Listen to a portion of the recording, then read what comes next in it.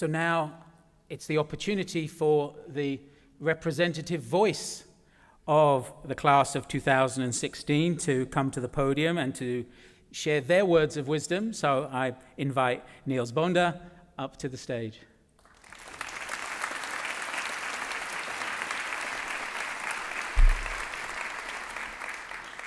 Well, firstly, good afternoon, ladies and gentlemen. I would like to begin by thanking Mr. Sexton, Mr. Kahn, and Mr. Lennon for allowing me to make this speech and helping me make this speech. And then, more importantly, I would like to thank my fellow graduates for electing me to perform this speech. I hope I can be worthy of your confidence. I'm not so sure. Well, ladies and gentlemen, now finally ends our winter of discontent, made glorious by this celebration and this graduation. It's been a long and arduous journey getting here that began for all of us somewhere in the region of 2001 to 2004 and started for us all in a multitude of geographical locations. For me, it was a small English preschool in Warsaw. For others, it might have been safe at home in their native country, and for some, it might have been here in this very building. Regardless, these last 12 to 14 years have been our entire conscious lives, basically, our entire paradigm. Yet now it is time for us to take the leap into the unknown. And this is what I want to talk to you about today. The influence of this school and the people we met here on the rest of our lives. More importantly, what lessons that we learned here we should cherish and bring forward and use to help the entire world in the future. I would like to rise above the easily made divisions of nationality and class that even this school sometimes suffers under. Instead, I would like to talk about the essence of what each and every one of us takes away from this experience. That is, beyond the historiography of World War I, the intricacies of integral calculus, and even the intellectual acrobatics required to complete one of our fantastic science individual investigations. The fact that this education occurred in an international enclave, while being surrounded by the tides of contemporaneous Russian and, by extension, world history, must be seen as a key impact.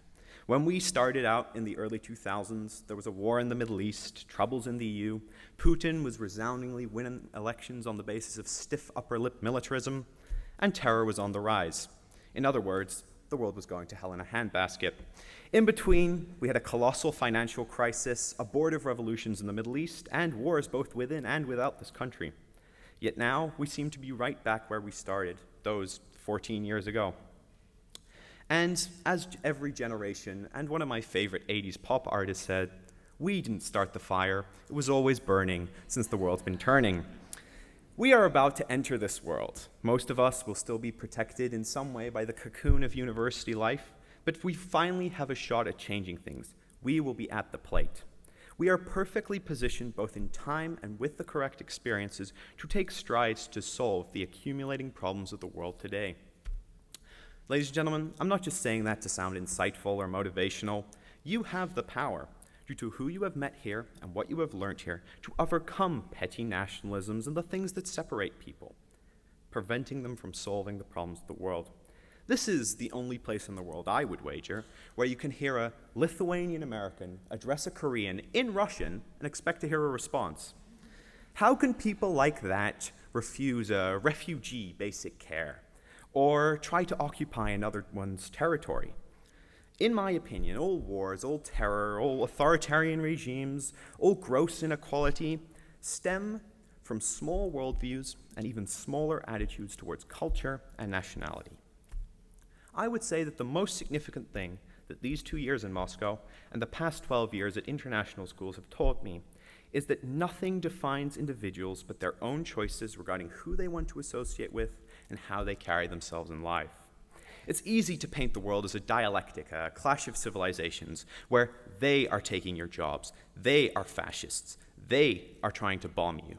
However, it is much harder, but necessary, to shape a society where nothing but the quality of your character and your own actions decide how you are treated by others. I don't want to sound like a moral crusader, and I'm not a pacifist by any stretch of the imagination. And I respect the differences that arise from radically different historical experience. One can often come close to understanding the actions of the Russian or any other government in light of a pockmarked and scarred history of totalitarianism and a suppression of a democratic tradition. However, my entire point is that with the experiences you have gained here, you know the character of a Ukrainian, a Palestinian, or a Tajik, or any other culture means nothing, and individuals can only be judged on their individual merits, not on the merits of their own culture, not on the merits of their actions of their countrymen, and definitely not on their country's past. And this is what this experience at this school should have taught you all. Now, this does not mean we don't have roles to play within our own society or the societies we choose to involve ourselves in. In fact, it is the worldview that we have gained here that we must apply to the specific situations that will arise in each of our lives. For instance, if you're going to sociology, politics, or history like myself, then use that knowledge to do a small thing towards changing the problems of the world today with reason and in their full cultural and historical context. If you're going into science or mathematics, then build on the fundamental bedrock of knowledge that our world is built on.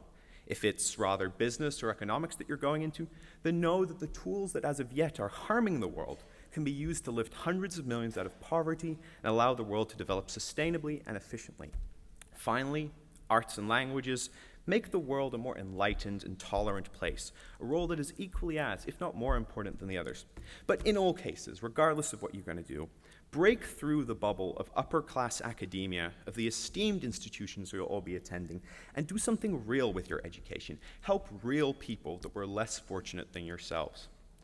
All these objectives, I believe, are greatly aided by the open perspectives you ought to have picked up here, however long you spent walking through these corridors. Finally, I would like to talk about the past and the future. And to illustrate this, I would like to use a quote by one of my favorite British authors, Leslie Poles Hartley. Many of you will have heard it before. This quote states that the past is a foreign country. People do things differently there. That country, my fellow graduates, is the country that is governed by the wise and Platonic philosopher kings and queens that sit before you today. You must thank them for your education. You must thank them for your experiences. However, it is time for us to fashion our own new country by our own bare hands and with the lessons we have learned here.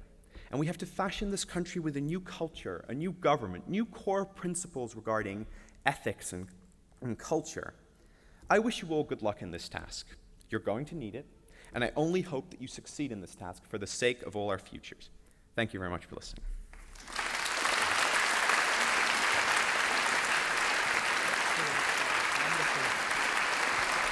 Wonderful.